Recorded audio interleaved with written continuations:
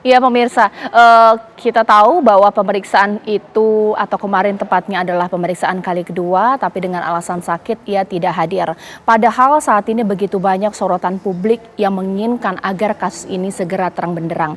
Mungkin saya akan tanya dulu kepada narasumber saya di sini, Ketua Harian Kompolnas, Pak Benny Mamoto. Selamat malam Pak, apa kabar? Sehat ya Pak? Sehat. Baik, Pak, ini kan pasti publik ingin cepat-cepat kasus ini menemukan titik terang. Tapi pemanggilan kedua dengan alasan sakit akhirnya batal.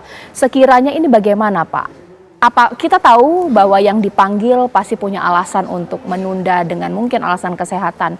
Tapi saat ini semakin lama isu ini berkembang, tidak ada titik terang, opini kemana-mana. Seperti apa, Pak? Ya, langkah dari penyidik seperti ketika dulu saya jadi penyidiknya. Pada awalnya tentunya kita menerima ketika itu ada surat keterangan dokter, sakitnya apa dan sebagainya. Namun ketika ini berulang-ulang, maka penyidik dapat nanti mengirim tim dokter untuk melakukan pemeriksaan langsung di tempat. Apakah sesuai antara keterangan dokter dengan kondisi kesehatan yang sebenarnya? Nah, tentunya kita berharap nggak usah sampai di situlah.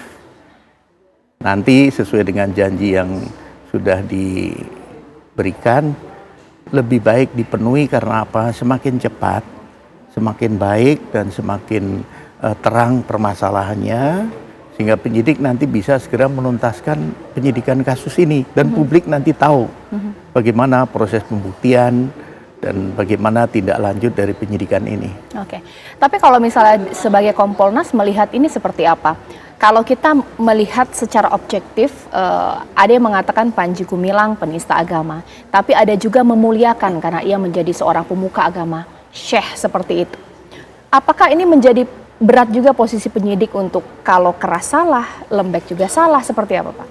Penyidik dalam pembuktian kasus ini tentunya perlu dukungan keterangan ahli agama Islam, baik dari Kementerian Agama, dari MUI dan sebagainya, pakar pidana dan sebagainya. Itulah yang nanti menjadi dasar atau itulah yang nanti menjadi rujukan pemenuhan unsur pidana yang disangkakan ini terpenuhi atau tidak. Jadi tidak dari opini publik, tetapi fakta hukumlah yang nanti berbicara. Oke, ketika Bapak masih aktif Pak dan menjabat, sebenarnya ini salah satu, pernah tidak?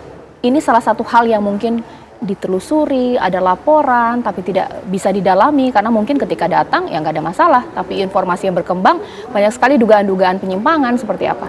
Ya kebetulan saya waktu itu tidak pernah menangani kasus semacam ini, lebih kepada masalah kasus-kasus kekerasan, kemudian kasus yang menyangkut narkoba, kasus yang menyangkut perbankan, masalah-masalah itu. Tapi sekali lagi dalam hal penanganan kasus ini penyidik akan merujuk nanti dari dukungan keterangan ahli berdasarkan kompetensi yang mendukung pembuktian. Baik. Nah Pak, terakhir ini bagaimana kemudian Kompolnas akankah memang mengawal kasus ini karena ada sebagian pihak yang pesimis dikatakan Panji Gumilang ini kebal hukum akan lolos juga nanti pada akhirnya seperti apa? Ya kami dari Kompolnas tentunya akan mengawal kasus ini terus sampai tuntas selesai nanti. Apakah nanti dalam bentuk gelar perkara kita hadir, kemudian juga kami mengupdate perkembangan penyidikan termasuk kendalanya apa dan sebagainya. Untuk memastikan penanganannya secara profesional dan mandiri. Baik, terima kasih Pak Benny Mamoto. Mungkin kita sudah selesai atau usaikan dulu tema untuk Panji Gumilang pemirsa, karena saya memang sangat penasaran untuk melihat bagaimana pandangan Pak Benny Mamoto untuk kasus Panji Gumilang.